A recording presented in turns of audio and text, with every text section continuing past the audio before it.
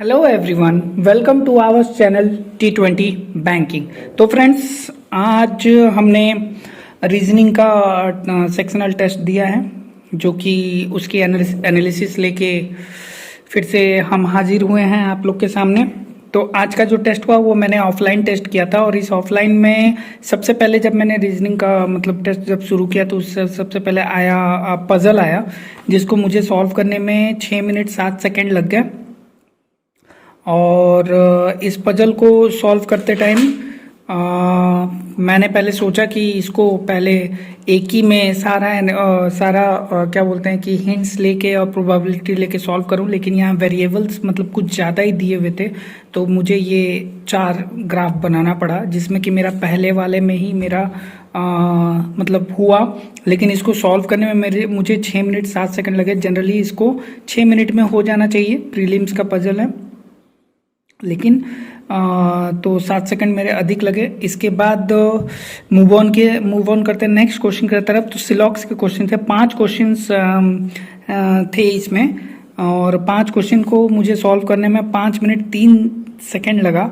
Actually ये questions 3 minute के अंदर हो जाना चाहिए, मैक्सिमम 3 मिनट लगना चाहिए था, लेकिन अंदर हो जाना चाहिए। लेकिन लास्ट में एक कंफ्यूजिंग क्वेश्चन आ गया था, some risk can be keys और नो रिस्क इज कीज। तो सम और नो में हमारा आइदर और का केस होता है, लेकिन यहाँ पे जब मैंने सॉल्व किया तो कैन बी का था, तो क्या बोलते हैं कि पहला वाला सही हो गया और दूसरा वाला गलत हो गया। और आइदर और अगर दोनों डाउटफुल हो और क्या बोलते हैं दोनों डाउटफुल हो और इंडिपेंडेंटली राइट हो, तब हमारा आइदर और लगता है। लेकिन यहाँ पे पहले ही ऑप्शन सही हो गया, तो हमारा क्या बोलते हैं कि आइदर और नहीं लगेगा। इसी कंफ्यूजन में मेरा थोड़ा टाइम एक्स्ट्रा ले गया, कम से कम 1 मिनट तो एक्स्ट्रा लग ही गया। उसके बाद से नेक्स्ट हमारा सिटिंग अरेंजमेंट का आता है।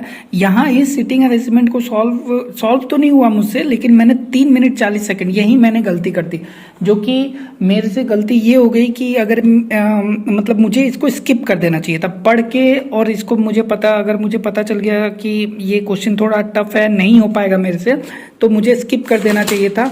लेकिन फिर भी मैंने ये देखिए यहाँ पे 1 2 4 ये लिए हुए हैं और करने का कोशिश किया, लेकिन जब मैंने देखा कि मेरे से नहीं हो पा रहा है तो मैंने 3 मिनट 40 सेकंड बाद जाके इसको स्किप किया, तो जो कि एक मेरी मिस्टेक हो गई। तब तक मेरा टाइम 14 मिनट 50 सेकंड हो चुका था। उसके बाद से फिर एक 16 नंबर क्वेश्चन था।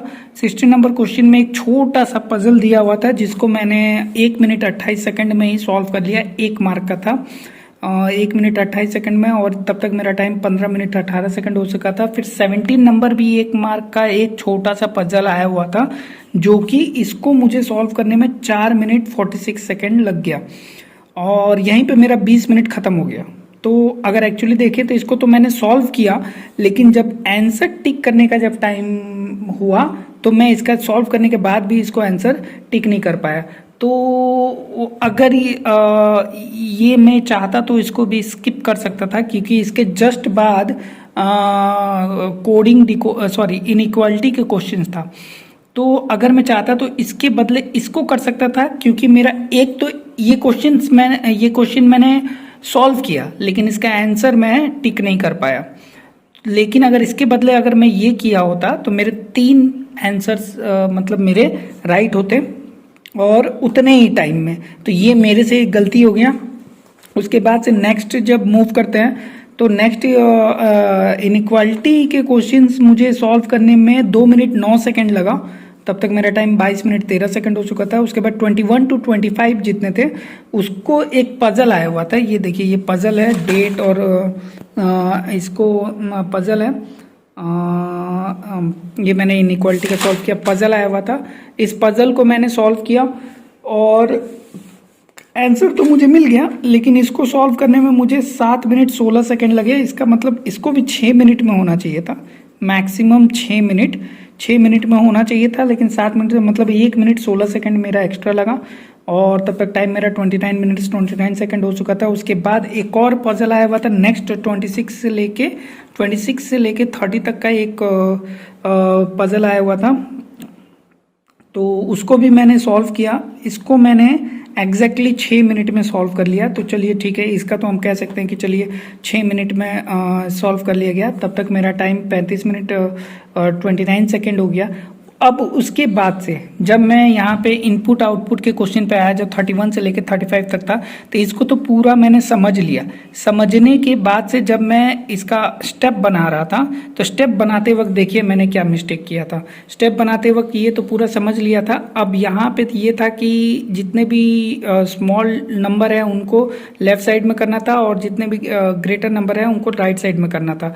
और उसके बाद जितने भी ये जो लेटर्स दिए हुए हैं हमारे, इन लेटर्स के फर्स्ट डिजिट को लेके अल्फाबेटिकल ऑर्डर में, जैसे LPST, तो अल्फाबेटिकल ऑर्डर में ये करना था।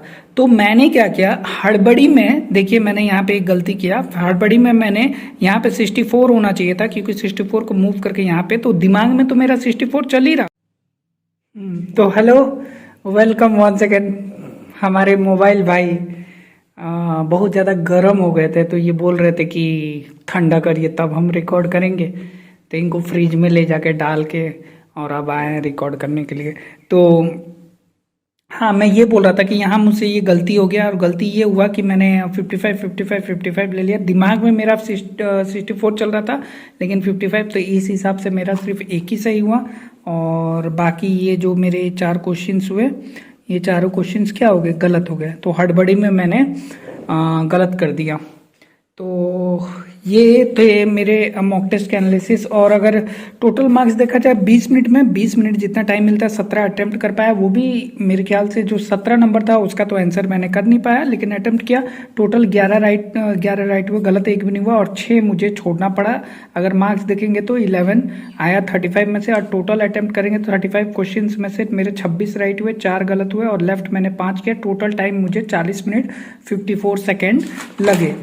अब यहाँ पे जो मेरा सिटिंग अरेंजमेंट का जो मैंने 3 मिनट 40 सेकेंड यहाँ पे जो वेस्ट किया, अगर उसको मैं करता तो शायद मैं और एक्स्ट्रा क्वेश्चंस कर सकता था। और अगर मैं ये 3 मिनट 40 सेकेंड इसको लीव कर देता, और क्या बोलते हैं, ये 17 नंबर क्वेश्चंस अगर मैं लीव कर देता, तो मेरे कुछ टाइम बच जाते। तो मेरा ये एक इनइक्वलिटी और ये पजल जो था, मतलब मैं पजल कर सकता था, पजल हो जाता मेरे से। तो इसको मैं कर लेता तो मेरे मार्क्स कुछ बढ़ सकते थे। और पिछली बार अगर देखा जाए, पहले बारे में तो 14.25 आया था, और इस बार मेरा 11, तो घट गया। टाइम अधिका लगा, 20-25 सेकेंड। तो इस पे अब काम करने की ज़रूरत है। तो मिलेंगे आपसे। और हाँ, एनालिसिस क्वेश्चन में अपना अगर एक क्वेश्चन अगर एनालिसिस करना होगा, तो वो सिटिंग अरेंजमेंट का क्वेश्चन जो है उसको एनालिसिस करना होगा। तो मिलते हैं आप लोगों से नेक्स्ट वीडियो में नए टेस्ट के एनालिसिस के साथ। Thank you so much.